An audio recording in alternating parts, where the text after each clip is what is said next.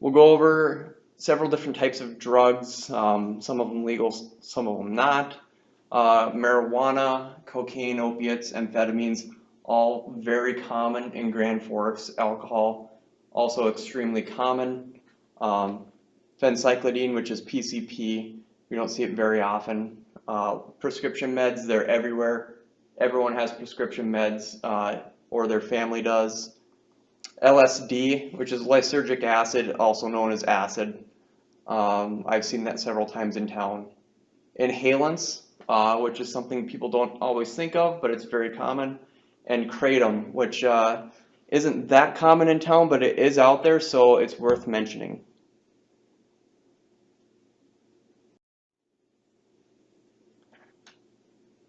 So I did go to drug school to learn all this. So if you do have any questions about anything that I've covered or don't cover, feel free to send me an email or something. I'll have my email at the end of this slideshow. Reasonable suspicion. So it's just the legal standard of proof established by the Supreme Court pertaining to temporary investigative detentions. Essentially, it's the lower standard that we have for essentially initiating an investigation. It's lower than probable cause. Probable cause is what we need to make an arrest or apply for a search warrant. Reasonable suspicion is a little bit lower standard than that, but it takes more than just a hunch. So here's the definition. It's a set of specific and articulable facts that would lead a reasonable person to believe that a crime did occur, is occurring, or will occur in the immediate future. Essentially, if you're seeing something that looks funny, you think it's illegal or it's just strange behavior, but you're not quite sure, ask yourself to define what is strange about it. You give yourself specific things that you're seeing. Do they look like a drunk person, but they don't smell like alcohol? Are they having a hard time standing up? Stuff like that. If you can define it, then you've got it. But if you can't really define what it is that makes this person feel off to you, it's not really there. So some of the workplace effects that are going to happen when it comes to the impairment due to drugs or alcohol.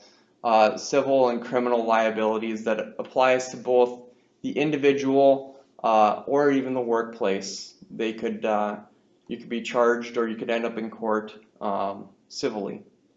Absenteeism, workers got so many problems due to their addiction or their issues that they're missing a lot of work, causing problems for everyone else who have to cover for them. Increased healthcare costs. If they're always in the hospital, they're using their insurance and stuff, it kind of gets passed on to all the other insurance users on that account. The rates are obviously going to get jacked up to help pay for that. Decreased productivity. If someone's impaired, they're not going to be a great worker when they are at work. And then just further legal problems for everyone involved.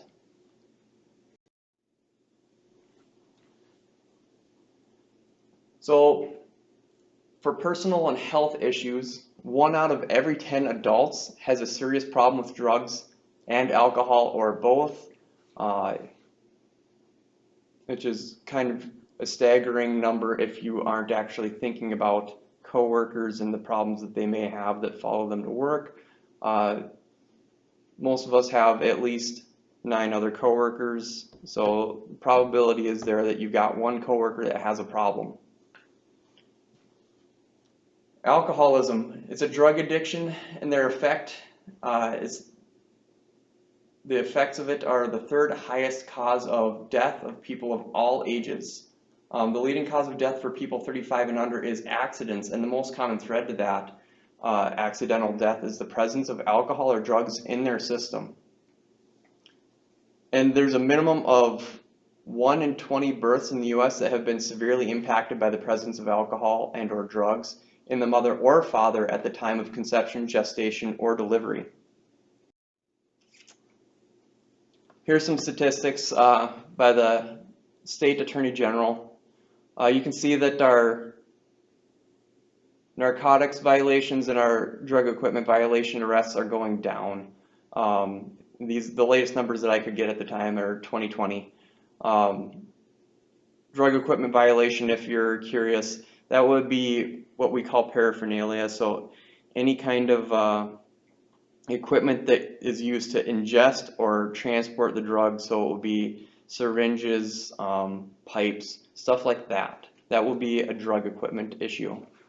And then DUI arrests have been going down as well. So the first thing we'll cover here is inhalant abuse. Inhalants, also known as huffing, would be sniffing highly concentrated amounts of chemicals and solvents or aerosol sprays. It can directly induce heart failure and death within minutes of a session of inhalation. There's a syndrome known as sudden sniffing death, and it can result from a single session of repeated inhalation by an otherwise healthy young person. The most common things that are used for huffing, or some of the most common ones, are gold and silver paints. And the reason of that is that the paint is heavier, so it takes more propellant to get the paint out of the canister. So it's a little bit more of the part of the paint that's going to get the person high. In Grand Forks, we see a lot of dust off. It would be sold at Menards and Lowe's. Those are probably the two most common places we get sent to. We have several repeat customers that they're always in there either buying or stealing the dust off, and then they're going out and getting high on it. Some of the effects of huffing, most common effects are disorientation. They'll be red-faced. They'll have the slow, thick, slurred speech, similar to drunk. They have watery eyes, a chemical odor, and that's going to be coming from whatever it is they're huffing. Confusion, bloodshot eyes. So just picture all this. It'll look very similar to a person that's impaired by alcohol. The duration of effects for huffing depends on what they're actually huffing. There's 3 different classes of inhalants that we use as DREs. Volatile solvents, that's going to be the longer duration one. So the duration of huffing a solvent will be 6 to 8 hours. And that includes things like toluene, fingernail polish remover, which has the acetone. The acetone's the impairing ingredient of that. Lighter fluid, rubber cement, gasoline, all of these could have an impairing effect for up to 8 hours on a person. And it may not be something that they're actually out going trying to get themselves high on. This could be something that they're in an environment where they're just around gasoline all day, right? And they're stuck in a small environment and they happen to get themselves impaired. And you got to kind of watch out for each other, because I know that there's lots of city workers that are around these types of liquids and chemicals. So you got to watch out for each other, making sure that no one's accidentally impairing themselves, because we're also all operating equipment too. So the short duration solvents, or the short duration inhalants are aerosols and anesthetic gases. So that would include stuff like hairspray, deodorant, ether, and nitrous oxide, and then amyl nitrate is another one. It's something that powerlifters will use. They call them poppers, and it's used as a vasodilator. But all of these have a very short duration, anywhere from just a few seconds up to 20 minutes. So a person could get kind of high on this, like that nitrous oxide is a whippet, right? So they maybe are taking whippets in their car, they cause an accident, and then within actually just a very few minutes, they are going to be back to normal. So if I was standing outside of an accident that just happened, with someone that was using one of these anesthetic gases or aerosols, I would have to do my tests very, very quickly to actually show impairment. So that's something to watch for. If someone looks like they're impaired 1 second and then they're normal the next, and then they're cycling back and forth between that, that is what we would call a clue. This is a short video of a lady that is huffing and that caused an accident.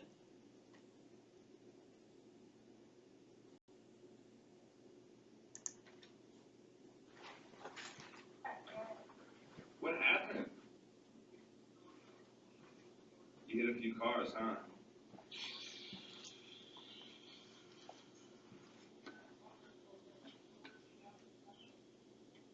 Are you okay? What's wrong? Did you hit a few cars? Did you hit a few cars? You sure? Your car was pretty banged up.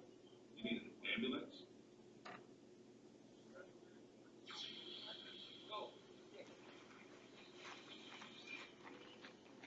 I don't think that's a little. That might not be safe to use for consumption. Is this your house? Okay. Well, just want to be helpful. So what happened?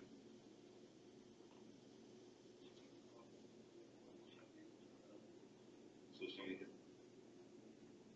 All right, so that looked like dust off to me. This lady obviously was just recently in an accident. You can see her hood was crumpled. And she was huffing right there in front of the camera. If you notice, in the beginning she was giving answers even though they're incorrect. Were you in an accident? No. She's obviously incorrect, we can tell. But then she takes a couple more hits, and by the end of the video, the answers that she was giving are incoherent, and then towards the very end, right at the very end, she doesn't look like she's even with it anymore. And if you see this lady in 5-10 minutes, she might look almost normal. She didn't do it, but a common thing with people that are huffing the dust off is they will inhale through their shirt. So the manufacturer actually puts a bittering taste in that to help discourage people from huffing. A lot of times they'll inhale through that. So if you see someone looks like they're inhaling something through their shirt, that's a clue. Also, the cans, when you depress the button on the top, it actually freezes the outside of that can. So if they've been doing it off and on very rapidly, it actually builds up a lot of frost on the outside of the can. So you'll notice that people who huff quite a bit, they might have burns on their hands, like freezer burn. They get actual freezer burn on their hands from holding that can. Or if you see them holding a glove, they'll put a glove on their hand to help prevent that. So those are common signs that you would see with someone that huffs, if they're breathing it in through their shirt or if they've got the freezer burn. And again, that wears off very quickly. So if you think you see it, take a quick look around and see if you can find any other clues that help lead to the explanation of why does this person look like they're kind of drunk 1 minute and sober the next.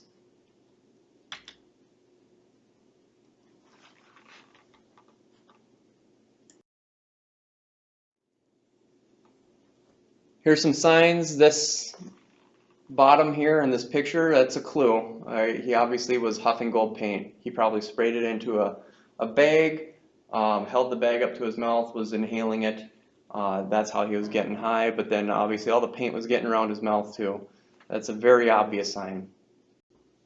Again, get the burns on the hands from using the spray cans and then inhaling through their shirt. Prescription drugs, they're everywhere.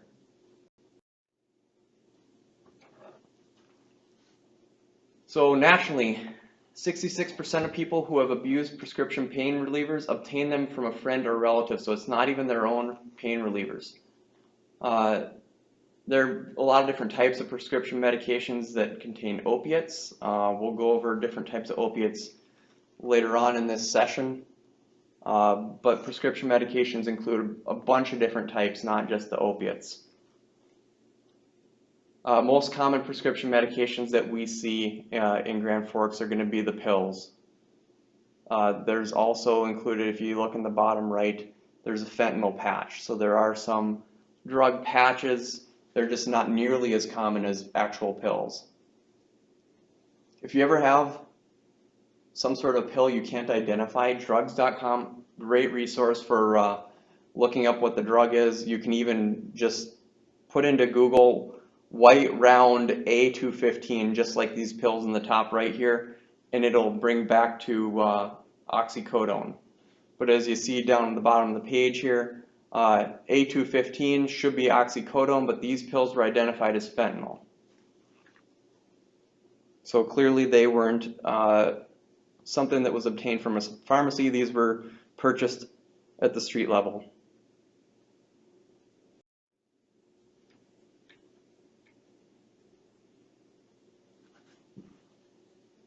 So 25% of people who misuse prescription meds before age 13 end up with an addiction. That's pretty sad. It's a very young age to start off with a problem that serious. 54 million people over the age of 12 have abused prescription meds in their lifetime. That's a pretty large number as well. And more people report abusing prescription meds than cocaine, heroin, and meth combined. This is the second most abused behind marijuana, and I'm going to bet that has to do with just the sheer availability. If it's not their parents' meds, it's their friends' parents' meds, it's the parents' old meds that they never got rid of. It's just out there, and if you leave kids alone, they're going to be bored, they're going to try it out, and not just kids, adults will too. So the US makes up 5% of the world population, but we consume 80% of prescription opioids. That's also a pretty staggering statistic.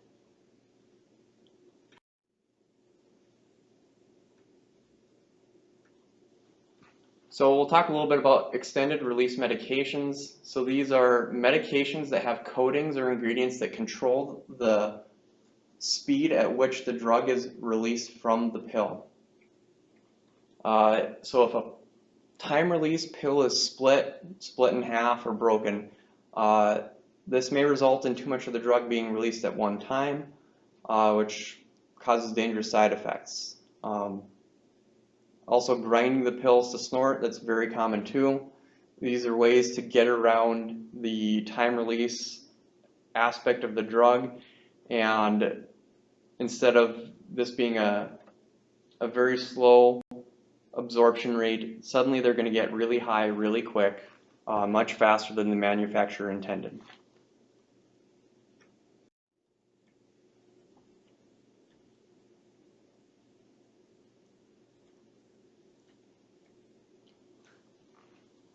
So this is statistics just for the prescription side. The most common drugs that we do see in Grand Forks here is going to be meth, marijuana, and fentanyl. That's street level stuff.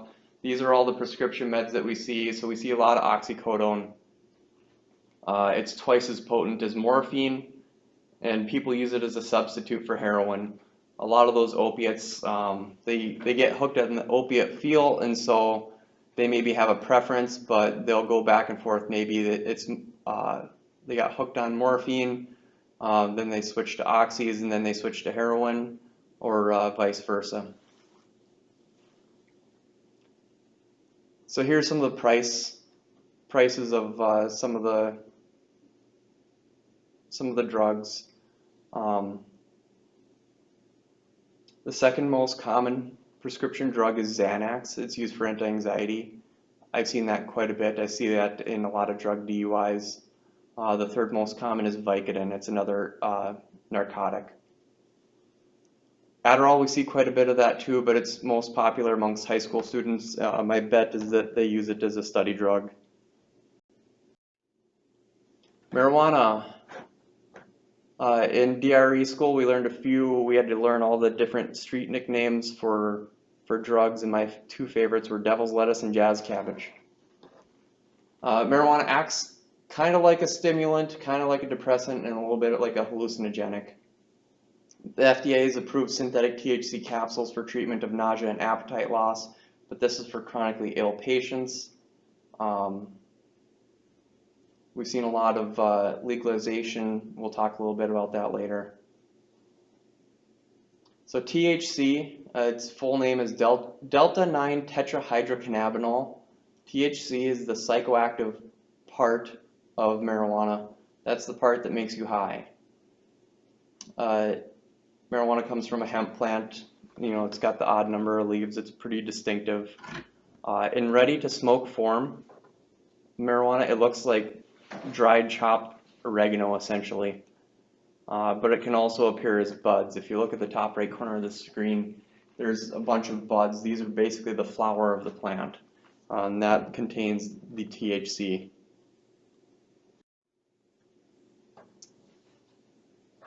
Marijuana is super inexpensive. It's much cheaper than a lot of the other drugs. The most common methods of use are either rolled into a joint and smoked just like a cigarette, or it can be smoked with a pipe or bong. We see a lot of pipes in town here. It's easier for a person to smoke. They don't have to worry about going out and getting rolling papers. They just clean out their pipe and get back to it. It could also be ingested through food, like, you know, the pot brownies is kind of the famous one, or now even being seen in candy and other edibles. We'll go over that in a second here. So if you look at the very top right, those are, they look like candy, right? They're gummies. I actually pulled that off of a website for a dispensary down in Moorhead.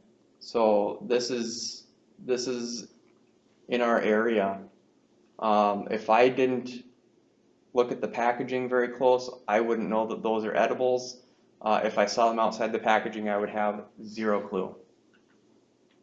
If you look at the top right, those are all vape pens. Vaping has really taken off in the last several years, and it moved from tobacco also to including THC. So in that top left picture, that bottom thing is the device. It's the vape pen or the mod or whatever they want to call it. That's what they use to smoke the THC. And if you look at the bottom left picture, that's what the capsules are, the reloadable capsules that you put into the vape pens. I actually pulled that bottom left picture off of Strive Life's website, and Strive Life is in Grand Forks. They sell THC products. So it looks very close to tobacco, the tobacco vapes. The only way that you really tell without testing is you look at it, and that golden liquid in there is very viscous compared to a regular vape pen with just the tobacco or nicotine in it. In the bottom right, that's the most common thing that we have been seeing. That's just your traditional. There's buds along with a grinder and ground up weed and a packed pipe right there. It's not a great view of the grinder, but in case you're not familiar, that's what they would put the buds into. They'd grind up their weed into that, the shake, the loose leaf down there in order to smoke it. So here's some of the effects of marijuana. The mental effects would be the euphoric feeling, right? This is the whole reason for smoking weed for most people, right? That euphoric feeling, they want to feel great. The increased sense of well-being. Along with it comes the lack of motivation, right? They're just the couch potato. They don't want to get up and do anything. Lowered inhibition, similar to alcohol. They're going to be doing stuff they normally wouldn't do. Talkativeness. People that are high on pot will talk forever and ever, and it's normally about the dumbest stuff. So here's some of the physical effects. Dry mouth and dry throat. It's going to come along with the coughing. They'll get cotton mouth pretty bad. Increased appetite, the munchies. You know, someone's got the munchies and they've got the bloodshot eyes, that's a clue. Dulled reflexes, that'd be key for operating heavy equipment. Dulled reflexes would be similar to the alcohol impairment, not great. Increased heart rate and increased blood pressure, these are a couple effects that people don't normally associate with marijuana, but they actually They actually are right there in there with physical effects by it. Damage to lungs and pulmonary systems. So there's studies that link it to COPD and other lung issues similar to tobacco. Impaired sexual development and fertility, including abnormal sperm production and menstrual irregularities. And there's mixed research when it comes to long-term data on marijuana, so they're still working on it, but it's not great. So marijuana signs and symptoms: chronic fatigue and lack of motivation. They get distinctive odor. Anyone who smelled it once, they recognize it. And the smoked odor is a little bit different than the raw odor, but they're both very similar, very distinct. There's going to be impaired coordination, concentration, and memory, also key things for when you're operating machinery. Slowed speech, irritating cough, chronic sore throat, like we covered. They'll have a very lackadaisical, I don't care attitude. Reddened eyes, bloodshot eyes, it's very common. A lot of times they'll have sunglasses or eye drops. They'll carry around the eye drops to help kind of cover it. They have impaired tracking and visual distance, delayed decision making, and then distortions in time estimation. One of the tests that we do as a DRE is we'll have people close their eyes, tilt their head back, and think of the passing of 30 seconds. And a lot of times people that have used drugs anywhere from meth to marijuana, they are way off. They'll open their eyes and they say stop, and it's anywhere from 5 to 10 seconds all the way up to a minute. They're nowhere near the 30 seconds we asked. So some of the workplace issues. So a 3 or more joint a week smoker is never actually free from the effects of marijuana. Some of the changes in mental functions are so subtle that they don't even know that they're no longer safe to work. That's usually one of the first questions I ask when I'm investigating a DUI is, do you feel like you're safe to drive right now? And quite a few of them, absolutely is what they'll say. Yep, I'm perfectly safe to drive. Then we'll do some tests and you can kind of see it dawning on them that actually I probably shouldn't be driving at all right now. This is worse than I thought. So there's been an increase in THC potency, anywhere from 500 to 800%, and that makes smoking 3 to 5 joints a week today equivalent to smoking 15 to 40 joints a week 10 to 15 years ago. So that the THC, they've been able to breed the plants and mess with them to get the THC content up, and I'm sure that's in part to get more revenue, but it's caused a lot of unintended consequences. And we'll go over that just in a slide or two here. Combining alcohol and other depressants or stimulants with marijuana can produce what we call a combination effect, and it will increase the impairing consequences of both. So it's more than just an additive effect. It can actually multiply it.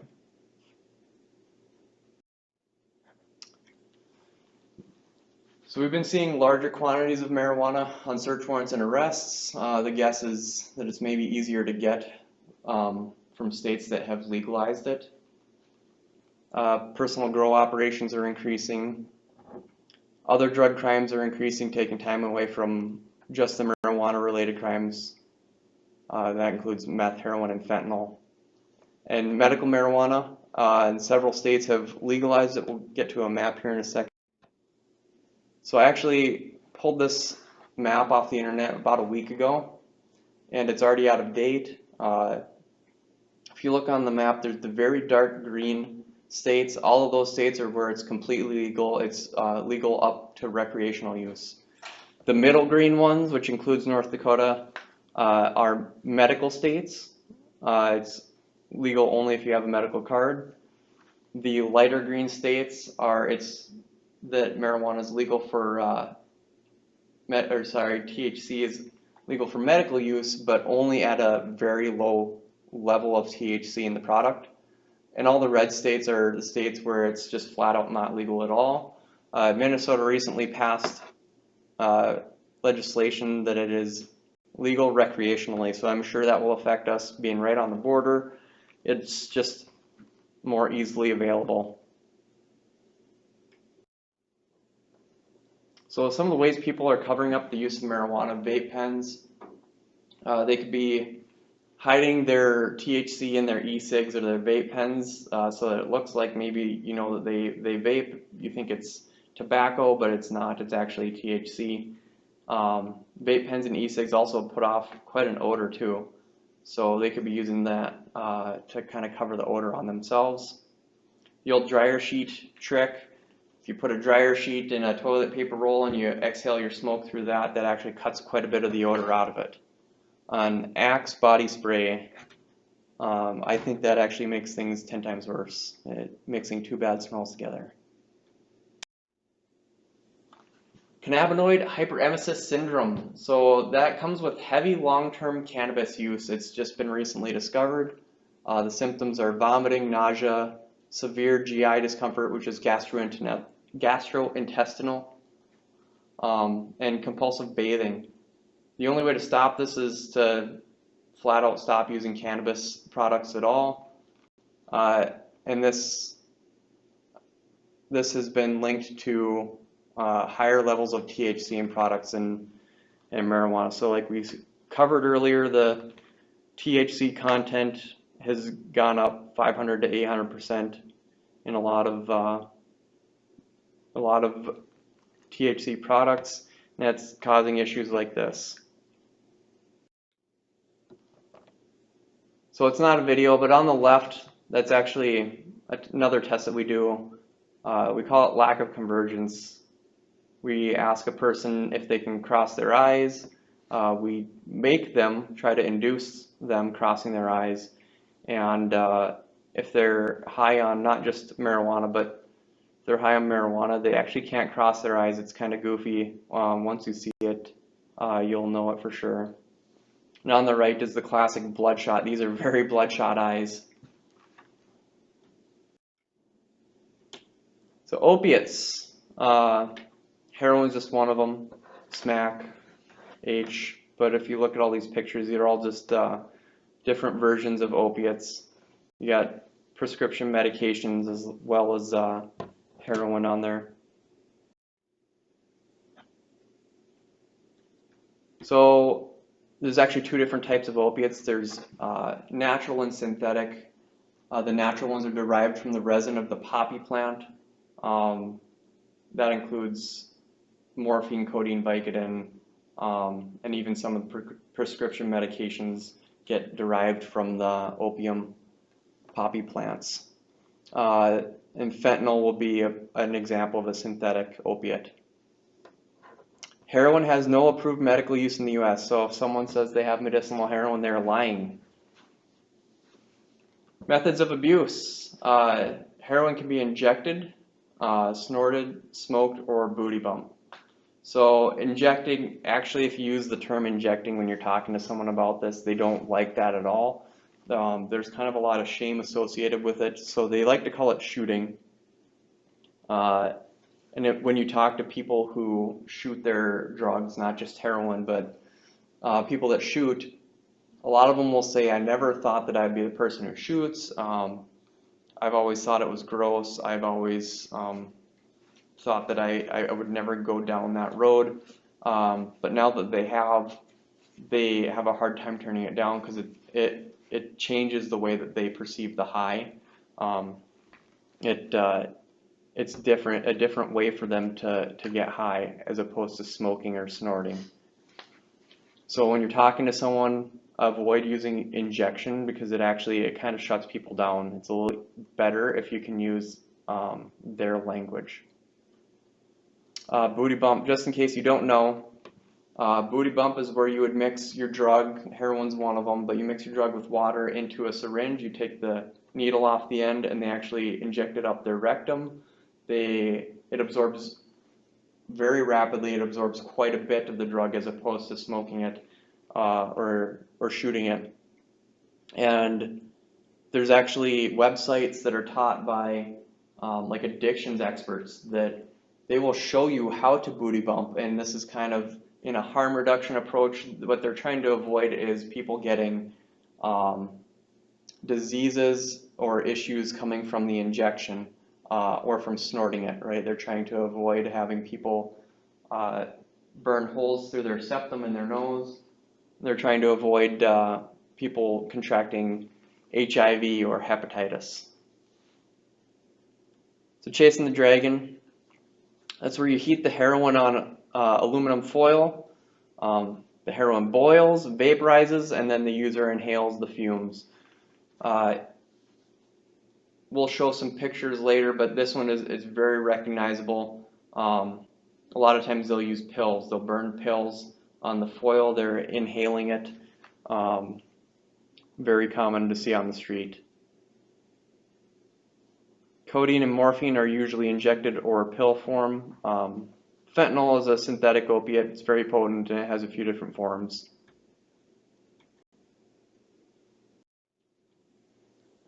So heroin, it can be the tar or the powder. If you look at the top on the top right here, the picture has a bunch of different baggies of powder heroin. And if you look at the bottom right on those foilies is the tar.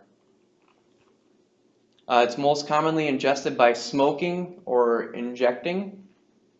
It's 2 to 4 times stronger than morphine. Majority of heroin users report that they have used prescription opioids before trying heroin. Again, they probably got hooked on their prescription, ran out of refills, ran out of ways to get a hold of the prescription, and heroin was just a little bit easier for them to get. Fentanyl. So it's the synthetic opiate. It's 100 times more potent than morphine. It can be a patch, a spray that they spray under their tongue, a tablet, or powder form. It's very commonly added to street drugs without warning. If you look at that bottom left picture, the powder next to that penny there is an overdosable amount of fentanyl, so it doesn't take much at all. The bottom right picture is the patch. Like I said earlier, we do see some patches. It's not very common anymore, but people get a hold of these prescription patches and they do things. They alter the patch. Maybe they microwave it or they scrape all the drug off of it, and they're trying to get rid of that time release feature of the fentanyl patch. The bottom middle picture here, it's actually been a really big issue for us in Grand Forks and nationwide. These are oxycodone pills on the left, and on the right they're fake oxys. So they're very difficult to distinguish the difference. People will buy them on the street thinking that they're actual prescription oxys, and they are not. They're cut with fentanyl. We get a lot of overdoses from people that they think that they know what they're getting, right? They think they've got a standard dose of oxy, but they don't. So it's very hard for people, if you're buying stuff off the street, it's hard for them to get predictable high off of these things because you just don't know what's in them. You don't know who made them. You don't know who has cut what into it, and they've caused a lot of problems. They're called M30s or blues, are the two main nicknames that we hear. Here's a couple different opiates. So Suboxone, it's a drug used to help addicts kind of get clean. It's kind of like a step thing that they'll use to help control their cravings until they are completely sober. It comes as a tablet or a film. So the example I have here, you can see is the film. It's a sublingual film, so they put it underneath their tongue. Sublocade, which is new. I just discovered this a couple months ago on a DUI crash. It's an injectable form of Suboxone, essentially. It's a once-a-month shot, so they inject it under the skin, into the fat on the body. It forms kind of like a hard little nodule, and it's like a slow time release over the month of the drug. I would be very interested to see what someone's baseline is on this, how impaired they are. Maybe they're not impaired based off of just having that injection, but then you add anything else on it, you know, they maybe have a prescription for Xanax on top of it, or if they have some Suboxone pills they're using to help kind of step themselves down, that can really change the effects of it. If they're drinking on it, it could really cause a lot of other issues. So there's no real way to see that this is there unless they tell you, but it is something that is out there.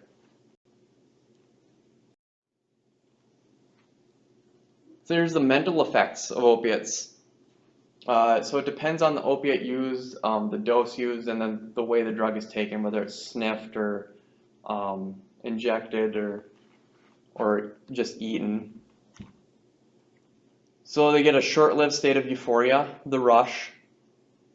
They describe it as similar to a sexual experience, and then right after the rush, the narcotic kicks in. They get all the physiological effects that come along with the rush. So it would be the drowsiness, slurred speech, slowed heart rate, slowed breathing, slowed brain activity. Everything slows down when it comes to an opiate.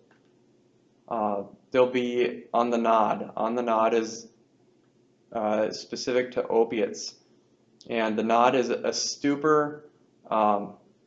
It's them bordering on passing out.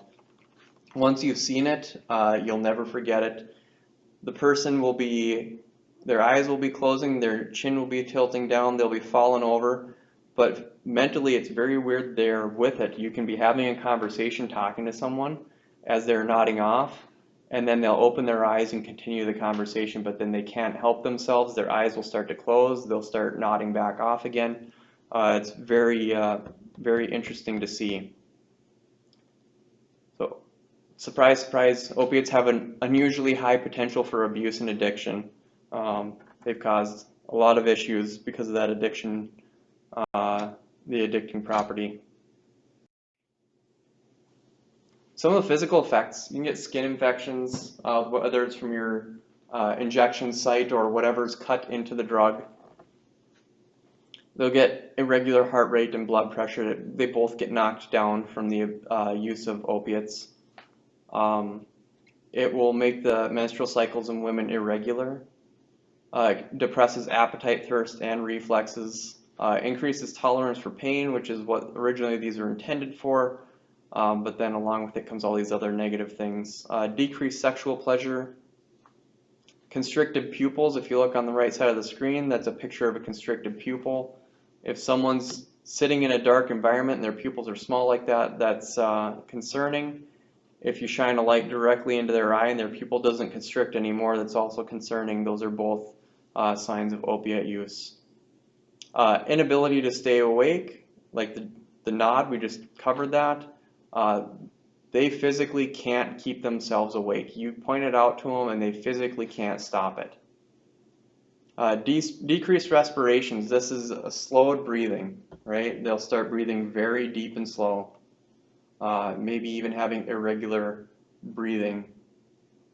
So these bottom three here, constricted pupils, inability to stay awake, decreased respirations, those are the big three you look for when it comes to an opiate overdose. If someone has all three of those, that's not a good thing. That's when you're going to start looking for the Narcan.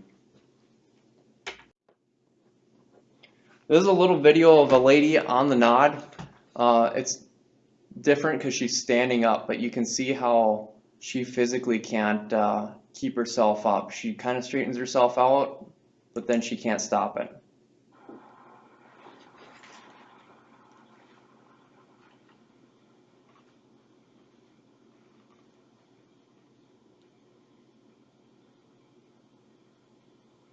Every time I see this, I'm impressed she's not falling over. But it's pretty common to actually see someone tilting over like this, and they're high on some sort of opiate.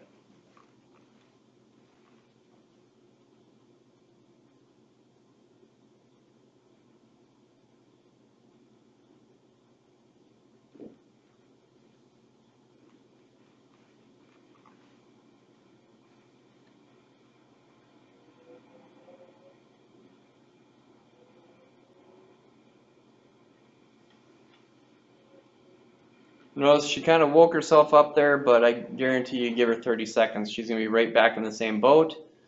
You know, it's one thing if they're just kind of sitting on the sidewalk or out of the way by themselves, but if they're doing something important or sitting in the driver's seat of a vehicle, it becomes a totally separate issue. So here's some signs and symptoms. They have the lethargy, right? They're very tired. They don't want to do anything. They have a very big lack of motivation. They are so tired and drowsy. They just want to sit there. May not even want to sit up. A flushed appearance, shallow breathing. Their breathing, like I said, might not even be regular breaths. It might be at an irregular rate. Needle marks. They might have needle marks. It's very common to see on the arms, right in the crook of the elbow. It's the most common ones, but all down the veins on the forearms in between the fingers. Some people will do it on their legs and their feet so they can hide it a little bit better.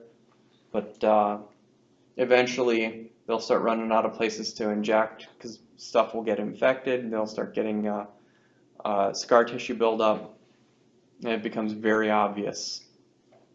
If you look at the guy in the bottom left, he's got the very droopy eyelids. You could call that out. You'll tell him, I can tell that you're tired. Your eyes are droopy. You can't even keep them open. And he will try to open them and he can't. These pictures on the right, people with sores.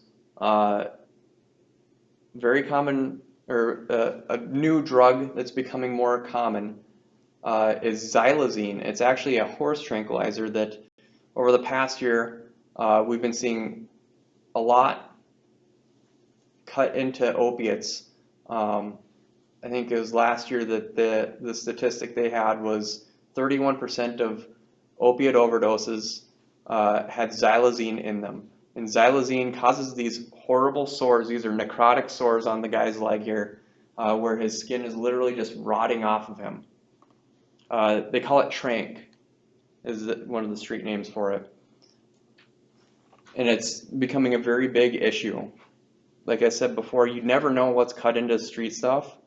So if people are getting their drugs off the street, there's absolutely no knowing what quality of drug they have. Paraphernalia, here's the drug equipment that we commonly see. If you look in that kit on the upper right there, so they've got syringes, got tons of syringes, they've got cotton swabs. They might not. It might even have like a little vial with some water, something to mix it with. Bottom left, so that's someone who was chasing the dragon, right? You can see very clearly on the foil burn marks where they were chasing that pill around the foil. They can't stay in one place too long because it burns the foil and starts wrecking it. So they'll spin it around on the foil. They'll have a straw. So if you see someone who's hollowed out a straw, they'll have that in their mouth to kind of inhale the vapors. They get it real close to the burning pill. And it will have residue in it, and then the very end of the straw will actually be burnt because it got so close to that hot foil. And on the right, just another example, someone who was burning stuff and inhaling it right off the foil. So these are cook kits where they're cooking their opiate. They mix it with some water onto the spoon. They'll suck it up into the syringe through a piece of cotton because they want to get all the solids and stuff out. They want just the liquefied form into the syringe, and then they shoot it that way. They might even cook up a couple different syringes, use one, and then save one for later. So it's not uncommon to find syringes that are loaded, preloaded for later. Sometimes they like to shoot it and then just a little bit, and then they'll pull blood back into the syringe to pre-mix with the drug. I've seen that quite a few times. If you look at the top left picture, there's an excellent example of that would be just a fast food straw. Those make very convenient snorters or inhalation pipes for people that are inhaling vapors. We see those all the time. So if you see a straw that's cut like that and it's got some sort of residue or some powder or something on it, that would be paraphernalia.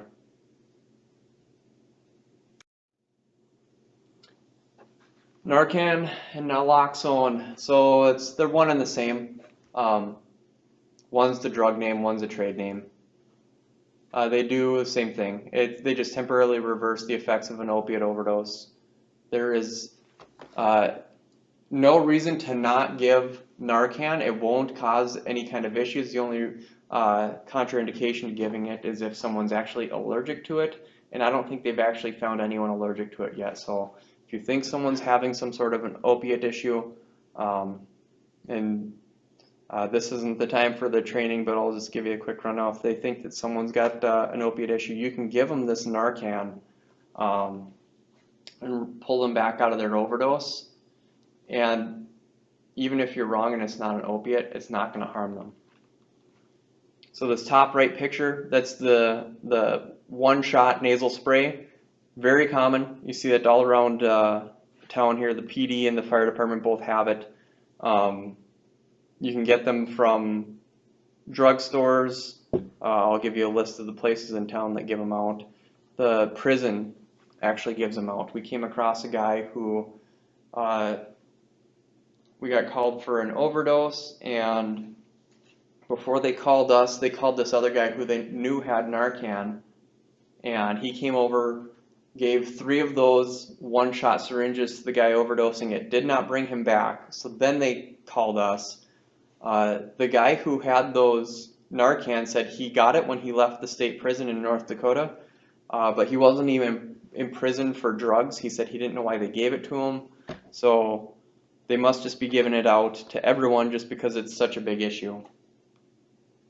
On the bottom you see that's what you're going to be seeing in medical settings is the vial with the naloxone, but I wouldn't be surprised if you ever see it on the street. And I've actually seen a pill form once before.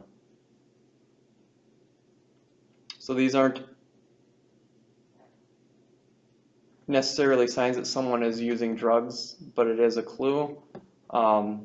It could be that they just have a friend that they know likes to eat blues or smoke blues, and they carry it on them just in case their friend overdoses. Where can you get Narcan in Grand Forks? So GFPD and GF Fire Department, like I said, we carry Narcan. Every officer should have it on them. Altru Pharmacy, CVS Pharmacy, Embrace, Inspire. Inspire, I think, is the only one that you can get it for free. But all of these places I pulled right off the county website, places where you can go get Narcan. PCP, phencyclidine. So this is an interesting drug. It used to have its own class within the DRE system because it acts quite differently than all the other drugs. So it acts kind of like a depressant, kind of acts like a stimulant, acts a little bit like a hallucinogen, and acts a little bit like a narcotic. We call it a dissociative anesthetic. It actually was developed to be used in surgery. It was supposed to be the next generation of an anesthetic drug that would produce the unconsciousness without messing with the breathing or heart rhythm. It dissociates essentially the pain nerves in your body from your brain, so that you could be cutting your hand while you're awake and you don't even notice it. But then there were severe reactions with convulsions, hysteria, hallucinations. Obviously, some serious negative consequences, so it was never approved for human use, but it was approved for vet use, so they can use it for anesthesia with vets.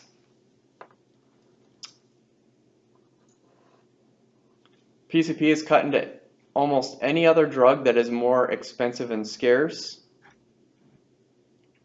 It's mixed quite a bit with other items.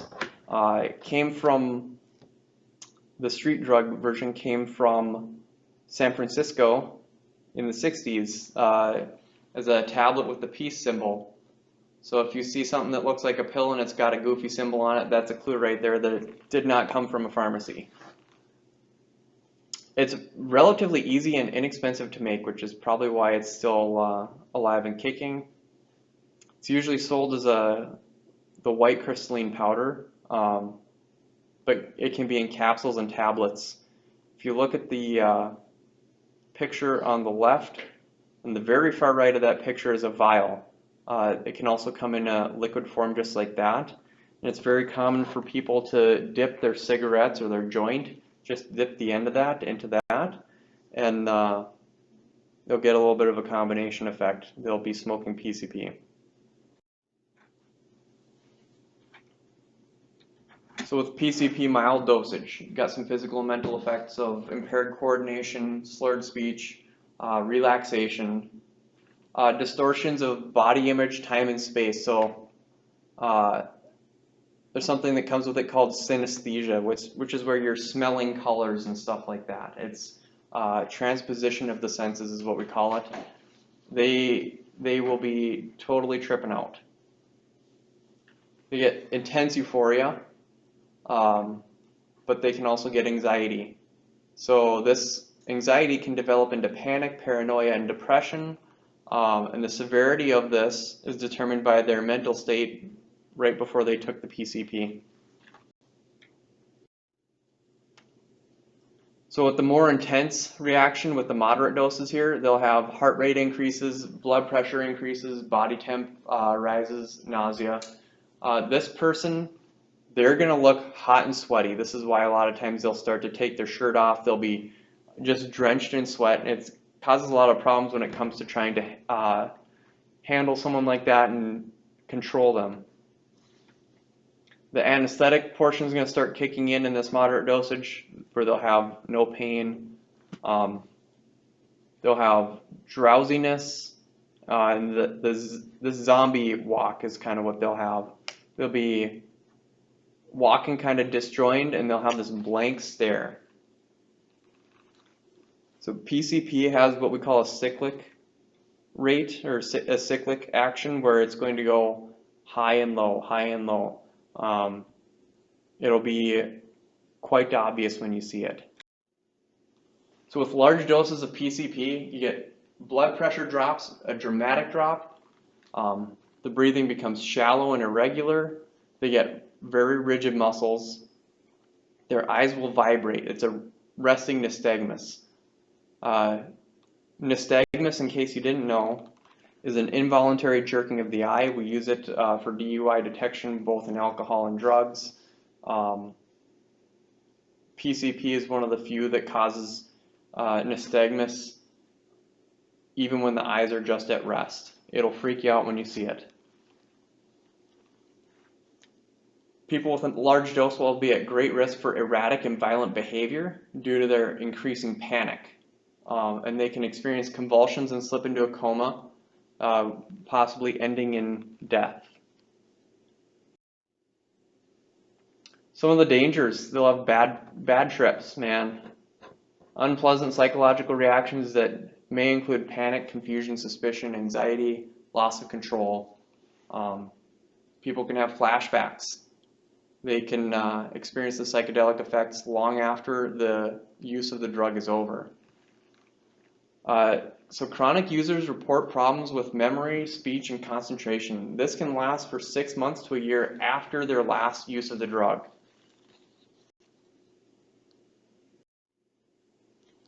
So DXM, in the DRE world, this falls under the same category as PCP because it has very similar effects, right? They're pretty much the same. DXM, dextromethorphan. It's the active ingredient in cough syrup. Users will call it robo-tripping or skittling. Very similar effects to PCP. It's commonly seen in children just due to the availability. It's right there in the bathroom. They can go to the gas station and buy it. You know, most people aren't going to think twice about selling cough syrup to kids. But it seems like every year there's some sort of TikTok trend or whatever, the cough syrup challenge, and we're dealing with a rash of kids who are overdosing on DXM, and it can be pretty serious. I know it's like a year or two ago we had 4 or 5 of them that all did it together, and at least 1 or 2 of them ended up having to be med flighted out to Fargo. The effects would be euphoria, confusion, hallucinations, loss of coordination, difficult or slurred speech, all things that they're going to be pretty obvious when you see it. Delsum, I included that just because it seems like every time I come across someone who's robo tripping, they use Delsum brand. I don't know why that is. Cocaine, it's a stimulant. It comes from the coca plant. It can be prescribed by a physician as an anesthetic. Approximately 50 million people have tried cocaine. Whether you believe it or not, we actually do come across cocaine in Grand Forks. It's not very common. We're more likely to find stuff like meth, but we do see cocaine here. So methods of use: inhaling it. They'll snort it through a little thin straw-like object. This is like what you're going to see in movies where they're snorting it through a rolled-up dollar bill. It takes a few minutes for the effects to kick in if they're inhaling it. But if they smoke, the high lasts 5 to 10 minutes, but it's followed by a severe low. You can smoke just the regular cocaine powder portion, but also you'll find crack. So that's the inexpensive purified form of cocaine. It gets processed into these crystal chunks. Sometimes it gets diluted with baking soda. So it gets the name crack because when the rock is heated up, it starts to make these cracking noises in the pipe. It causes an intense euphoric effect, noted within 10 seconds. Lasts about 10 to 15 minutes. But like I said, that high is followed by a severe low.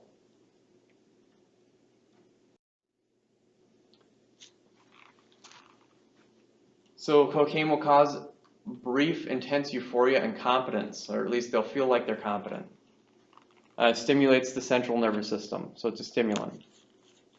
It elevates their blood pressure, elevates body temp, pulse, respiratory rate, dilates the pupils. So the opposite of the opiates, right? Opiates constrict the pupils, cocaine will dilate it. The same as acid, the same as meth. Stimulants will dilate pupils. The pupils will be enormous. You'll be out in the bright sun, and their pupils are huge. You can barely see the color of their eyes. It causes extreme excitability and anxiety. They get the feeling of well-being, but it, again, is followed by the depression as the drug wears off.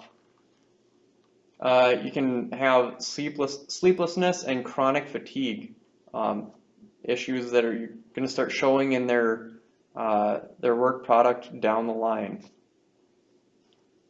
They'll have a runny nose and a hoarse voice. Their nose might be really red.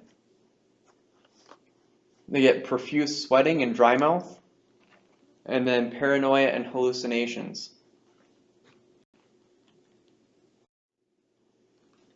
Some signs and symptoms of cocaine: dilated pupils, like I said. Just get them out into a bright environment, and if their pupils don't start contracting and looking normal, that's not a good sign. Paranoia. You'll be paranoid, man. Erratic behavior, loss of appetite. Along with the loss of appetite, long-term use of this is going to start causing changes in their body composition. So if you notice a coworker who has really cut weight, suddenly they're losing a lot of weight, that's going to be a sign of a stimulant use, not just cocaine, but meth. Restlessness. They can't sit still. Like I said with other stuff, you'll point it out that while you're talking to someone, they can't sit still. You tell them, man, you're twitching, you can't sit still, and they can't help it. You can see them trying to fight it, but they won't be able to stop tapping their fingers, shaking their leg. They'll pace, the rock back and forth. They just can't stop it.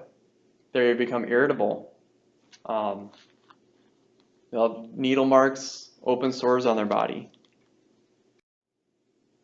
Some of the work-related issues with cocaine, no-shows, right? They're depressed from the come down, missing deadlines. They're not able to concentrate anymore. Excessive excuses. They're going to have to come up with excuses to cover all these deadline problems. Highs and lows in productivity. It comes with, as they're high, they feel super competent, they're doing a ton of work, then they're depressed. And then cocaine's very expensive, so they're going to be borrowing money, or they're going to have a lot of money problems. At least locally. All right, so amphetamines, they're invented as a nasal decongestant in the 1930s, but then people found a way to make an ingestible amphetamine. Takes us to today where there's prescriptions as well as the illegal type. So prescriptions include Ritalin for ADD, and then diet pills.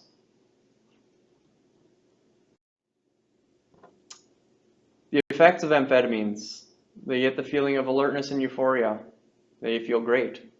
They get increases in heart rate and blood pressure, dilated pupils, enables them to go without sleep for relatively long periods of time. With meth, they will go days and days, 3-4 days, sometimes a week, without sleeping. Then when they finally run out of the drug, or they decide to stop, they come down and they'll crash and they'll sleep for like 24 hours. And then the cycle starts over again. You get distorted thinking when you're talking to someone who's really high on a amphetamine. Their speech doesn't make sense. They don't make sense at all. They're super talkative, and maybe in their mind they're saying something that makes sense, but it doesn't make any sense to you. Here's a quick video of a lady really high in the grocery store.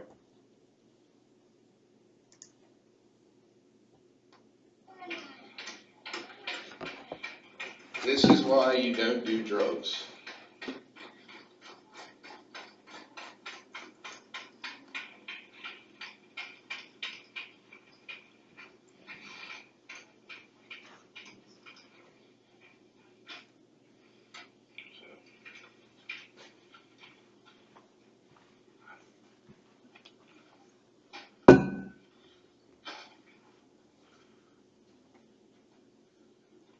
Notice how skinny she is. Maybe she's naturally that way, but if this lady you're was fine. any bit larger I'm than looking this, for a and recipe suddenly she anyway. comes down to the skinniness, it's Pinterest. I have some stuff on Pinterest. Pinterest? Yeah. Oh gosh, you should have used your we'll stop it here. We don't need to watch all 3 minutes of her dancing around. So that's pretty obvious. Something's up. She has these exaggerated movements. I bet if you followed her around, she would be like this for hours and hours and hours.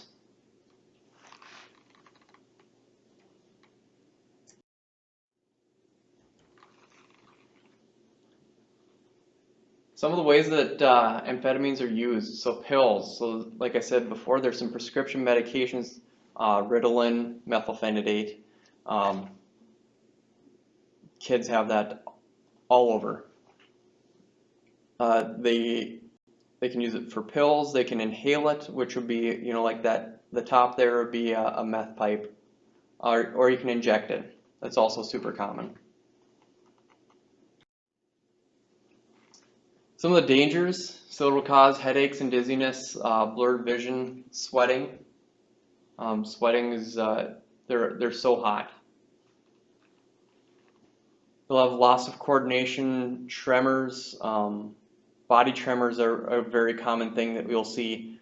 If you see someone who's just standing there, their legs will be shaking, and they can't stop it. Again, these are all effects they just can't stop, even when you point it out. They could have convulsions and physical collapse from this. Decreased appetite will cause essentially anorexia and malnutrition. They start cutting weight super quick. So they get a sudden blood pressure increase from the injections. And it can cause issues like fever, stroke, or heart failure. They'll be nervous and irritable, and they'll have these very drastic mood swings, panic and paranoid thoughts, hallucinations. So this is meth mouth. Their teeth and their gums are rotting. This is from someone who's been smoking it.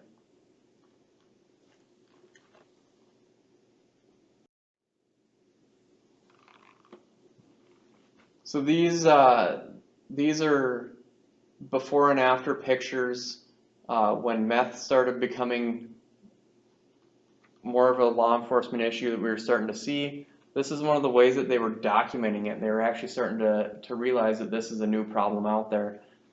These were all mugshots that deputies were noticing people were deteriorating so quickly. You look at the guy on the top left, that's a 4-year difference in between those pictures, but then you look at the lady to the right of him, that's a 1.5 years. She looks totally different. The lady in the bottom left, I think that's got to be the most dramatic. 3.5 years. She looks so different. The guy in the bottom right, that's only a 3-month difference. This guy's been using meth. They go downhill very quickly.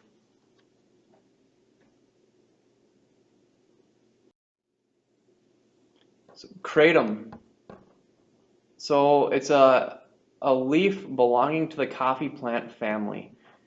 In low doses, it gives you a stimulant-like effect, but in high doses, it has an opiate-like effect. It can cause respiratory depression in larger doses. It can be fatal. This is sold in convenience stores and easy to get on the internet. You'll see it in gas stations around the area. This is not illegal. There's only a few places where it is illegal: Alabama, Arkansas, Indiana, Vermont, Rhode Island, DC, Wisconsin, and then Sarasota County, Florida. But it's not illegal in North Dakota.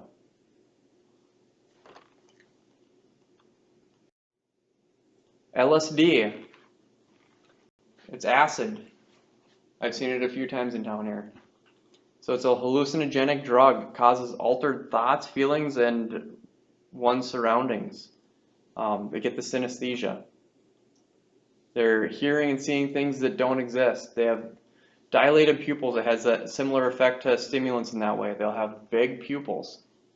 Increased blood pressure, increased body temp. Few incidences in the last few years of people that are under the influence of LSD, right? They're walking in the street naked in the winter. The one that I saw, he was normal 1 minute, and then 5 minutes later he was bowing down to one of the local churches, and then he told me that he could see my soul. He could tell that it was 1,000,000 years old, and then he told me it was a beautiful soul, and that made me feel pretty good about myself. But then he went to the hospital because that's not normal.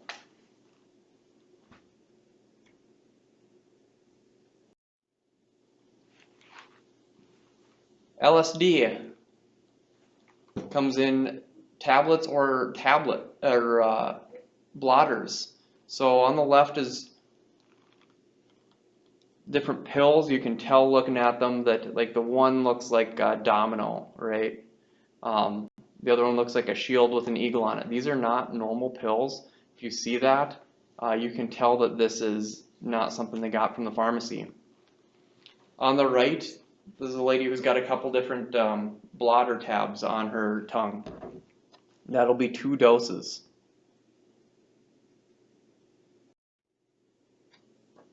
Alcohol. So this is the most common drug that we actually come across in this town. People don't like to think of it that way because almost everyone does it, but it is a huge issue in this town. So although total consumption has decreased, it's the #1 drug of abuse in America.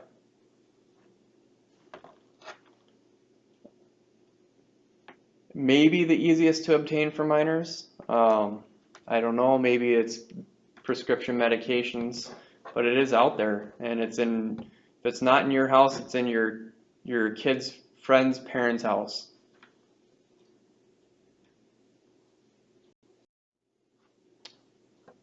So alcohol is made from the natural reaction of fermenting sugar with yeast spores.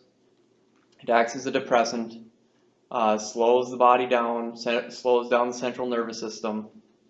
It's actually found in many over-the-counter medications and prescriptions, even mouthwash. We had a local homeless guy who actually drank a whole bottle of mouthwash last year, and he died from it. Another common one that most people don't think of is vanilla extract. It actually has like 40% alcohol in it. If you see someone drinking vanilla extract, that should worry you. People don't normally do that. Or hand sanitizer. We've seen people drinking hand sanitizer.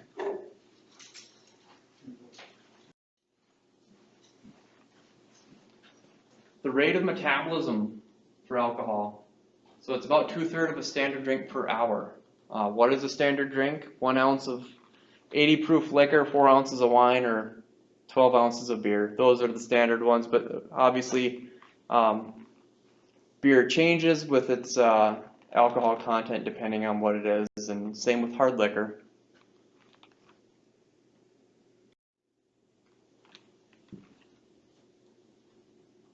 So 1/3 of Americans drink very little or nothing at all. But of the remaining 2/3, 30% consume 2 to 3 drinks per week, 20% consume 1 to 2 per day, 10% consume 4 to 10 per day, and the last 10% consume over 10 drinks per day. So if someone's drinking that much, 10 or more a day, it's very likely that at some point during their workday, they are impaired by alcohol. Whether they feel it or not, maybe it's below their baseline, they feel like they're normal. If they're drinking that much, they could be coming into work in the morning still drunk. So initially it acts a little bit as a stimulant with invigorated thought and activity, right? This is the rowdy drunk person that you see at the bar or the game. They get the rowdiness, they feel like they're ready to party. They get feelings of relaxation, reduced anxiety, lowered inhibitions, mild euphoria. These are the feelings that people are looking for when they're drinking. But as the consumption increases, it causes aggressive tendencies. This is the guy at the bar who thinks that he's an MMA fighter now. You get progressive stages of sedation and in very large quantities, coma. Physical symptoms may include shakiness, puffiness, broken blood vessels, large middle section of the beer belly, poor skin color, and constricted pupils. This is for people that are consuming quite a bit. They'll get dulled mental processes. They're dumb. This is a person that is dumb. Their brain is not working to full capacity. They have impaired self-control, lack of coordination and reflex action, slurred speech. Almost everyone has seen a drunk person. We've all seen a drunk person, so you know what this is when you see it.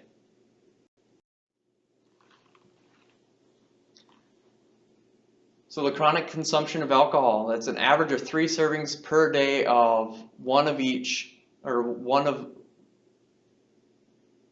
either one beer, 12-ounce beer, one 1-ounce shot of whiskey, or 4-ounce wine. So those single servings we covered earlier. So if you have 3 servings of that, they consider that chronic consumption, and over time may result in the following health hazards: dependency, whether it's physical or physiological, or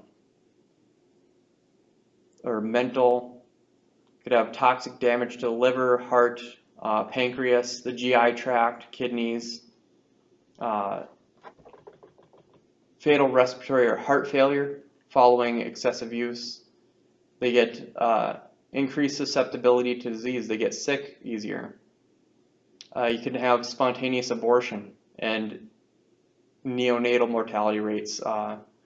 So birth defects, they estimate that 54% are alcohol related.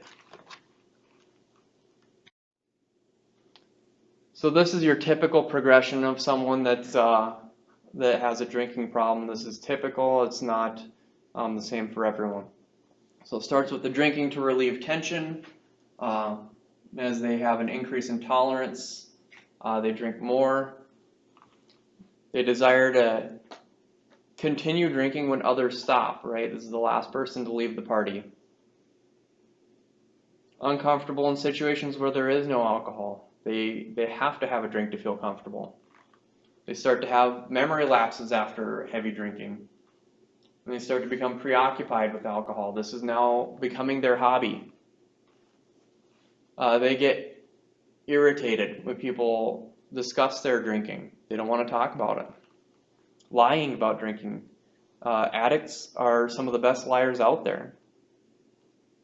They'll start hiding liquor or sneaking drinks. Alcoholics will have stashes all over their house, at their workplace, maybe some in their car, where they can sneak off and grab a drink. Maybe they always carry a water bottle. Maybe it's not water.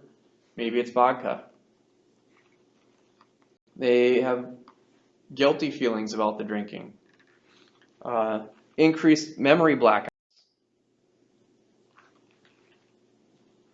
They'll have their tremors and they'll have their early morning drink. First thing they do, they'll have their drink.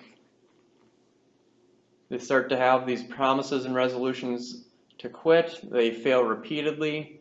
They'll lose interest in all of their other hobbies and activities. Maybe they're too sick to go out and play softball now. They're unable to discuss their problems. They don't want to talk about this. Their problems could be family problems, work problems, money problems. People don't like working around someone who's at this stage. And they're going to have problems with avoiding family, friends, and they're drinking alone. So once someone becomes a loner, this is a very big red flag. They're drinking alone. Physical and moral deterioration. They have the urgent need for their morning drinks, persistent remorse. Impaired thinking and memory loss, decrease in alcohol tolerance leading to withdrawal symptoms. They start to lose their family. The family doesn't want to be around someone that's like this. They're miserable to be around.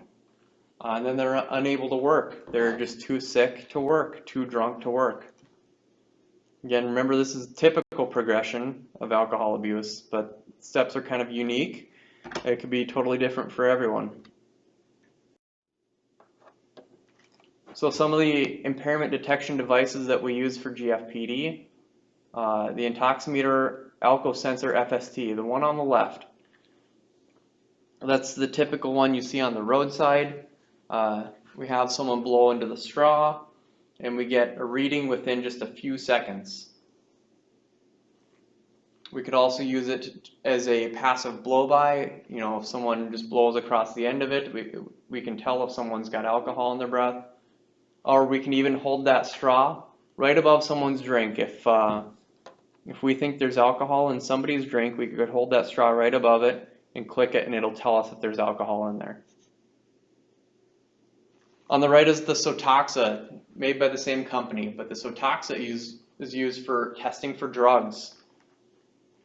So that machine right now, there's about 15, 20 of them in the state of North Dakota. We're in the middle of a testing phase.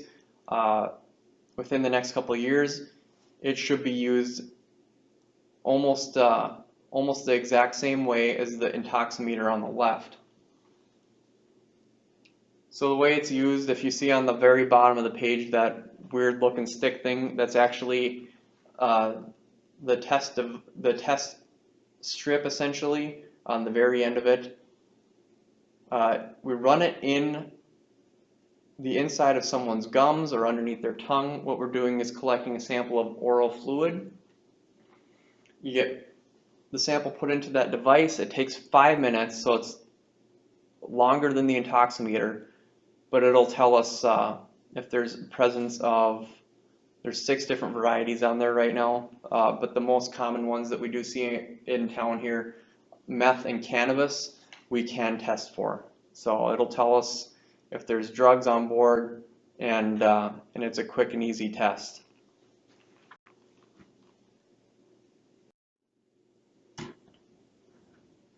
These are just the differences. It's just coming around the corner. So Tox is going to be out in the local PDs.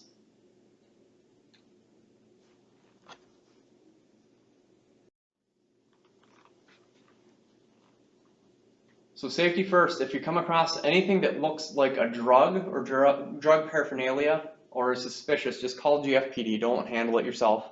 Don't pick up any drug or substance that you don't know what it is. It could be deadly. If you see someone that's acting erratic, due to them possibly being under the influence of a drug, rather than confront them, call GFPD so that we can make contact. We'll try to control the individual. We don't want you possibly putting yourself in a position where you're fighting someone. That's our job, it's not yours. If you have any other further questions, you can call GFPD. This is the emergency line 911 or 787-8000. That's our non-emergency number.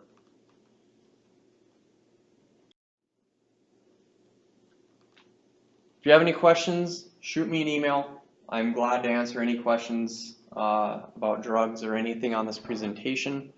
Otherwise, thank you for taking the time to listen to this, and we'll see you again next year.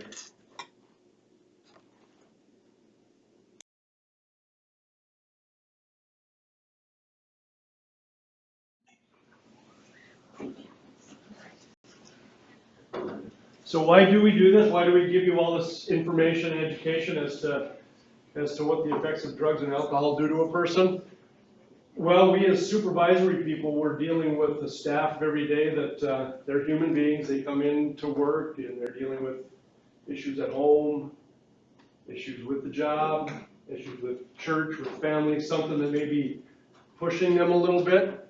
So as supervisors, it is your responsibility to observe and watch your people, see how they report to work, see how they function during the day, see how they function at the end of the day.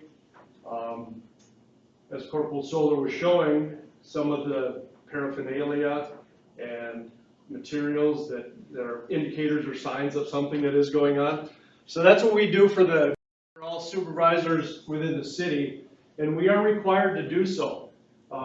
It does require an annual training, so it's a refresher for many. I think there probably are a few in here that have never been through this, so it's brand new to a few. But this is something that is required by federal motor carriers, FTA for the federal transit, as well as workforce safety and insurance, where we get our work comp coverage. We participate in a discount program. It's called the Drug-Free Workplace. So we are required by the state as well to go through this process and provide all the training. There is a drug and alcohol policy that is available to everybody, and the reasonable suspicion testing is just a portion of it. It also covers post-accident testing, pre-employment testing, random testing, and the reasonable suspicion for both drug and alcohol. But as it states in the policy, that there is objective evidence based on specific contemporaneous articulable observations of the employee's appearance, behavior, speech, body odor, anything that's consistent with drug use and or alcohol misuse. The toolkit, or the reason why we do the reasonable suspicion testing, is to possibly deter anybody from coming to work under the influence or becoming influenced by something while they're at work. Safety is the number one reason. We want to ensure that they are safe when they're working. We want to ensure that their coworkers are safe while they're working, as well as the public. We want to make sure that the public is safe while they're working as well. So, as a diligent supervisor and or every other employee, We should be on the lookout for appearance changes, behavioral changes, body odor changes, or speech changes. And why do we do this? This all began in January of 1987 with a crash that occurred out on the East Coast. And pardon my referring to my notes here, but I want to get the statistics right. This was in Chase, Maryland. 16 people died and 174 people were injured. The crash occurred at 125 miles an hour, and the crash was caused by a Conrail train where the engineer and the brakeman were both under the influence of marijuana and PCP. The Conrail locomotive ran through a warning signal and, despite braking, hit an Amtrak train that was traveling at 120 miles an hour. Post-crash, they didn't perform any alcohol test on the engineer or the brakeman, so it was inconclusive as to whether alcohol was a factor, and this prompted the testing regulation. So they did find out that they were high on marijuana and PCP, didn't have any alcohol tests. It did happen again in 1991 in August, and this was on a New York City subway at 12:10 a.m. The subway train overshot the platform, speeding wildly before it derailed. And in the crash, it killed 5 people and injured more than 200 people. Immediately after the crash, the operator of the subway train walked through the injured and the deceased and left himself unavailable for any testing. By the time they finally caught up to him, they caught up to him at 5:30 a.m. and he was arrested. Crash occurred at 12:10. At the time that they arrested him, his blood alcohol content was 0.21, and it said here too that after he had crashed, when he walked away, he started drinking right after that, so it elevated his level. So they don't have a good idea of what he was actually at when he crashed the train. But with the post-accident testing process, this prompted it from the FTA standpoint to start testing any operators of public transit equipment. It has now spread into commercial vehicles, any type of FMCSA, which is the Federal Motor Carrier Safety Administration. So anybody that's commercially regulated as a commercial operator is going to fall under that pool as well. So it started back in the early 90s when they really started testing. The significance of it, though, is the timeliness of it. Both of those cases, they didn't get the test right away, or they didn't perform a proper testing right away, so that's what changed in regards to the post-accident testing. The reasonable suspicion training was added to it to try to identify any of those issues prior to something tragic happening. So the reasonable suspicion then puts the responsibility onto ownership or management in regards to identifying any possible alcohol misuse or drug use while people are employed. Random testing, there are only certain individuals that do fall into the random testing. Any commercial driver and fire, police, peace out, all fall into the random testing process. But even for those of you who aren't in the department that is involved in random testing, it is still your obligation to pay attention to what your employees are doing and the people around you are doing to make sure that they're not under the influence of something while on the job. Reality check talks about accuracy. Do we have to be right without a reasonable doubt? Not necessarily. Keep in mind, again, you're looking out for the safety of the employee, you're looking out for the safety of your fellow employees, and you're also looking out for the safety of the public. So even if you have a suspicion, and we'll go through that here in a second in regards to getting a second opinion when you make a call on something like this, you're looking out for the safety of that employee and the other employees around them. What if you are wrong? How do you face that employee if the employee turns out to be negative? Are there any repercussions? Well, the truth is you're not making any determination based on anything other than any observable indicator that Corporal Solar has already tried to cover a little bit. The indicators of impairment, what you're seeing based off of what the individual is doing. So who is able to make that call? As a supervisor going through this training, you will be able to make that call. Only one trained supervisor is necessary, but 2 is preferred. So anytime you can get a second opinion where somebody else is seeing the same things that you're seeing, to just conclude whether or not you want to bring that individual in for any type of random testing. Page here, but when referring to the checklist, if you have another supervisor join you in the process, don't introduce the other supervisor as to what you saw. Let them make their own observations, compare your notes, see if some of those match. You don't want to go in there creating a preconceived notion as to what that other supervisor is going to see. Make sure that you just let them go and do their observation and then compare notes afterward, all right? Any of the physical indicators of possible abuse? Anything for drugs or paraphernalia? I think Corporal Solar did cover a lot of this. The bloodshot or watery eyes, flushed or pale complexion, extensive sweating, dilated or constricted pupils. The pupils are the gateway to the soul. The pupils do tell you a lot based on what they're experiencing. Just to share a little story, in one of my previous lives, I had an individual who we did test, and he had nice, bright, beautiful blue eyes. And his blue eyes, I mean, you could see so much of that iris, that blue color was standing up because the pupil was a pinhole. It was just tight, just tiny. And from the standpoint of the recognition, you could see that he was completely intoxicated. And he agreed to go through the reasonable suspicion testing, but his comment was, I don't think I need to go in for the actual test because I know I'm going to fail. And it was obvious because his eyes were just, I mean, it's just a pinhole is all you could see for a pupil. So take a look at their eyes. Sometimes people with darker eyes, it's a little bit harder to tell. Or as Corporal Solar indicated too, if you've got an employee that for some reason all of a sudden is wearing sunglasses inside of a building, that's an indicator too that they may be trying to hide something behind those sunglasses. Disheveled clothing, unfocused or blank stare, running or bleeding nose, puncture marks, jerky eye movements, odors. Those are some of those physical attributes of possible abuse. Some of the performance issues.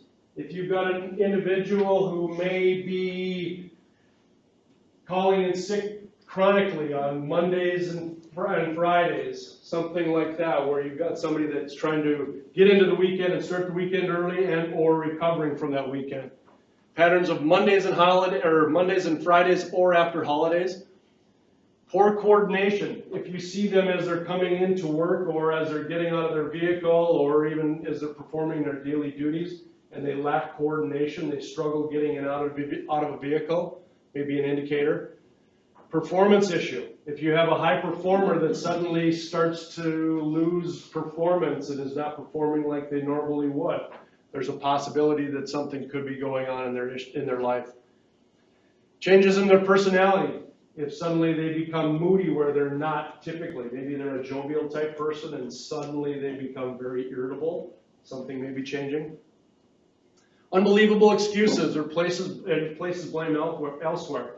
Corporal Solar did indicate too that they become very affluent at lying. It can create a story and it becomes better and better all the time. Avoids any responsibility. They become argumentative or uncooperative. They're inconsistent in their work quality. Poor concentration, low productivity, suspicious or paranoid. Unexplained disappearances. If you've got somebody that suddenly decides that they got to go off and wander somewhere and you don't know where they went, disappeared for an extensive amount of time, they may be out doing something they shouldn't be doing. Carelessness or mistakes, errors in judgment, depressed or withdrawn, and a disregard for safety. Speech indicators, slurred or slowed speech, loud or boisterous, incoherent. They're not making sense of what they're saying. Repetitious or rambling, rapid or pressured. They can become excessive talkers, exaggerated enunciation where they try to say the word more clearly than what they normally would. If they're cursing where they normally curse, inability to concentrate, impulsive and unusual risk-taking, a delayed decision-making, around, we want to make sure that we're watching out for everybody else that's on the road. Make sure that we've got their consent and they're in agreement with doing it. But when we do that and they agree to the testing, do not let them drive. You make sure that you take that individual out to the testing site, just in case there is an impairment, and we want to make sure that we're not putting them into a position where they're getting behind the wheel. Okay?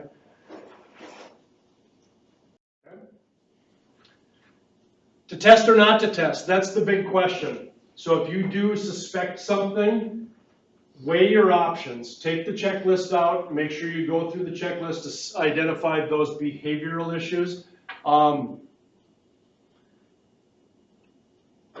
You have every right to do so, but it should be based on those specific, contemporaneous, articulable observations. You want to make sure that everything that you are identifying, that you're documenting, identify specifically what those are. Again, deal with the facts. Deal with exactly the facts. After completing the reasonable suspicion checklist and you got everything documented, then the decision comes time to having that discussion with the employee. And sometimes that is the hardest part. Sometimes that is the most difficult part of your job, is to confront an employee or discuss an employee, a problem that they may be dealing with and how it's affecting themselves and their work group.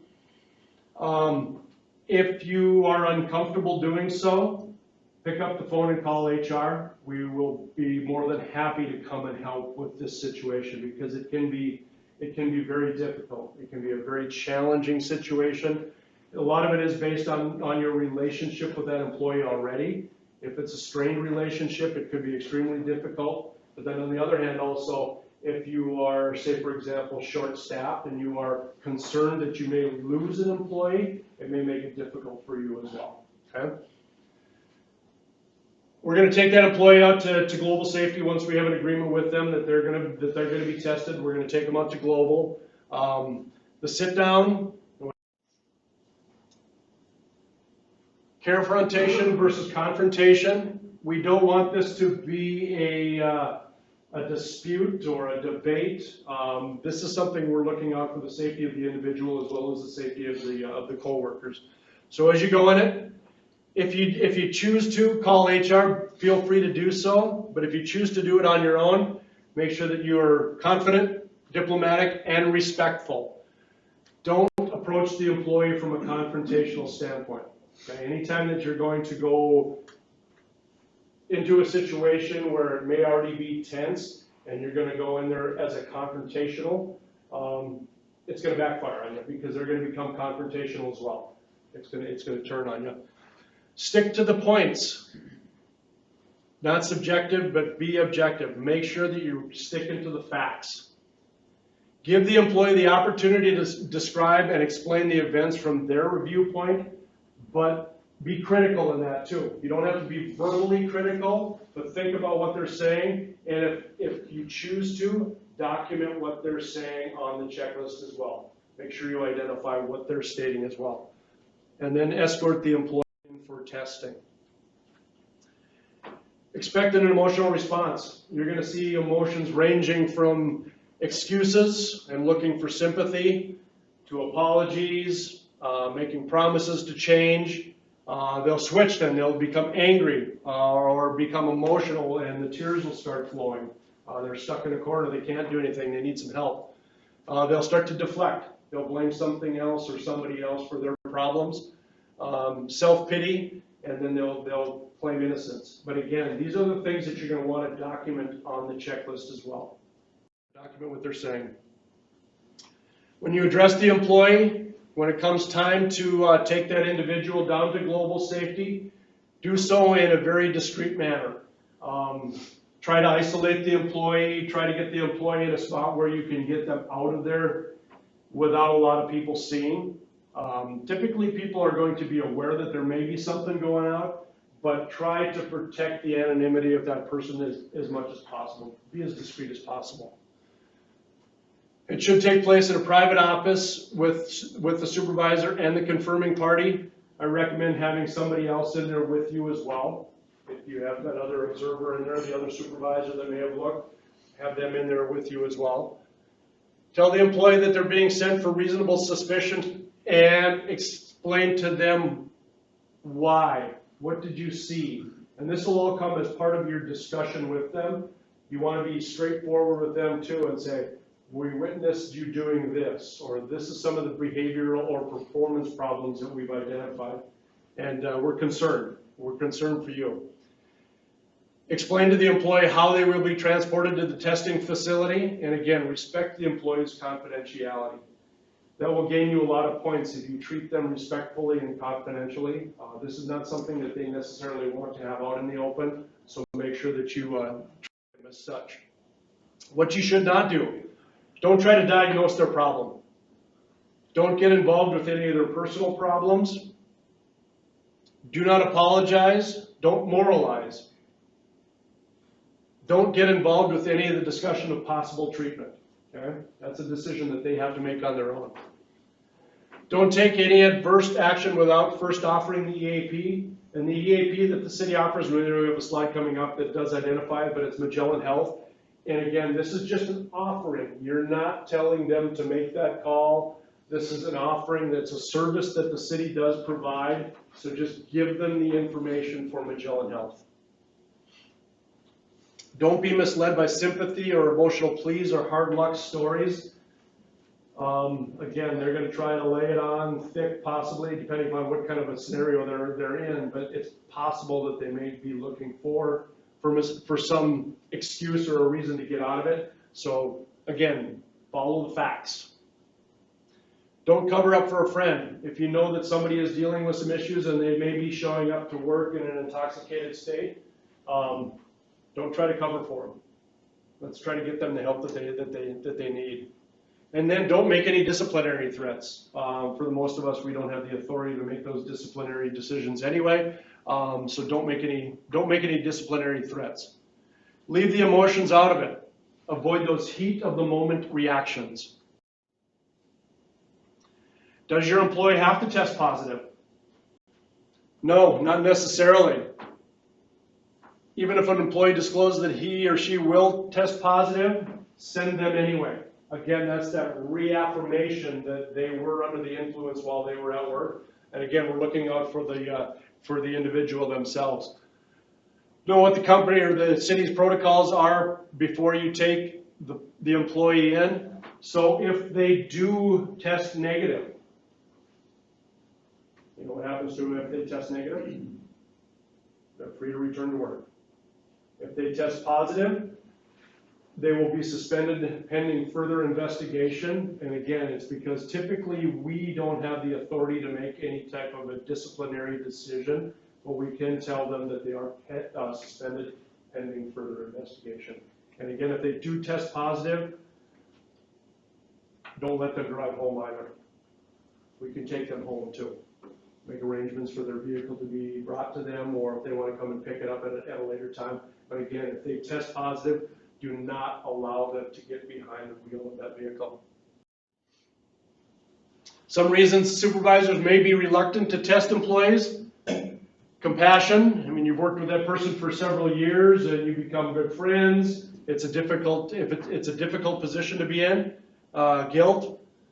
Loyalties.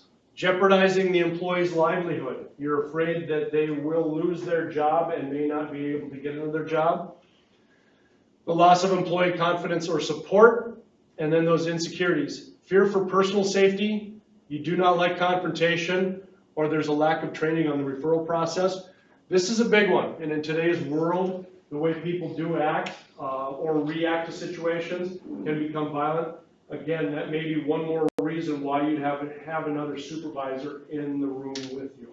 Have some other individual in there with you. Enabling behaviors, ignoring job performance problems, thinking that they will go away. Typically they don't, they usually get worse. Accepting excuses or apologies. threatening disciplinary action without following through. And again, as part of the reasonable suspicion training, if we do have somebody that we do have in that situation, we'll want to follow through, make sure we follow through. Doing some of the employees' work because they're in a bad spot or working around the person, you're covering for them, don't cover for them. Considering someone a functioning alcoholic who does not affect you. Pretty common problem. And in another instance in my previous life, and I was just telling Todd this just before we started again, had an individual who came to my office at about 10 in the morning, started work at 8 a.m., and there was something that was not right about this person. You could just tell. And knowing who this person was, there was many problems in this person's life, but got him to go through the reasonable suspicion testing. And so by the time we got the test taken, it was about 11 o'clock in the morning. Keep in mind, this person had started work at 11 a.m. He tested a 0.37 was his blood alcohol content. So he was functioning at 0.37. Completely, I mean, you could tell in some of the speech patterns, but he was completely functional at 0.37. During the test, he had two empty Budweiser cans in his boots. I mean, so he'd been drinking. He must have come off of an all-nighter and then continued to drink while he was at work. Like I said, the individual did have lots of problems. He did end up dying. It wasn't too many months later from alcohol poisoning, but he was also into meth as well. So he had a lot of issues. But as a functioning alcoholic, I could not believe that at that blood alcohol content that he was walking and talking. Supervisor's role: seek confirmation. Like I said, it's okay to do it by yourself, but get another trained supervisor to provide their observation as well. Get that reassurance. Make sure you identify what those signs and symptoms are. Be specific. Identify the facts and include the in the time. We talked about this a little bit already, but this does explain on the back of the checklist as well, your time constraints for alcohol. If an alcohol test is not administered within 2 hours, make sure that you note it and understand and don't note why. If it's not administered within 8 hours, suspend the test and consider it inconclusive and identify why that test did not get taken within that 8-hour time frame. The testing process: once at the testing facility, the employee will complete the required test. In the event it is negative, the employee will return to work. In the event the test is positive, the employee will not be returned to work and will be subject to discipline up to and including termination. But again, the suspension pending further investigation. If the employee is considered safety sensitive and the test is a DOT lab-based test, the employee will not return to work until the test is confirmed. Typically, in a DOT type testing, it takes a little longer. They do some split testing and sent off to a lab outside the state. And it can take up to 72 hours in a lot of cases. I've seen it take as long as a week in some cases, but 72 hours is probably pretty typical. The policy guidelines: if an employee identifies a supervisor of some type of possible intoxication, that employee should report the incident to the supervisor's supervisor. Take it up the chain of command, or call human resources. Employee assistance program. So if we do have anybody that has, has any issues that they are dealing with, Magellan Health is a great resource. It's a phone call away. They will connect anybody with the proper services as they are needed. So hopefully we've got all this information. If not, contact Human Resources and we can get this information out to you. Great resource. James? Yes? Is that the same as Life Matters, Magellan? Because Gretchen just put out an email this morning on May's Mental Health Month. Offers an employee assistance program through Life Matters. So I don't believe it is. I don't know, and it gives a phone number, so I think it went out to all departments. So just, I don't know if it's changed or not. Yeah, I'll do some digging. I'll find out for sure because I don't think that would be the same organization. The city did go to Life Matters starting this year. Oh, okay. I gotta change that slide then. So disregard Magellan, Life Matters.